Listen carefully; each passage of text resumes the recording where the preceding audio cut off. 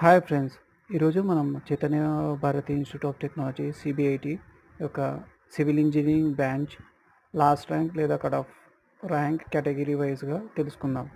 OC బాయ్స్కి వచ్చేసి 22,698, OC గర్ల్స్కి వచ్చేసి 27,262, బీసీఏ బాయ్స్కి వచ్చేసి 52,951, బీసీఏ గర్ల్స్కి వచ్చేసి 1,15,030, బీసీబీ బాయ్స్కి వచ్చేసి 41,522, బీసీబీ గర్ల్స్కి వచ్చేసి 50,642, బీసీసీ బాయ్స్ 22,698, బీసీసీ గర్ల్స్ 1,47,759.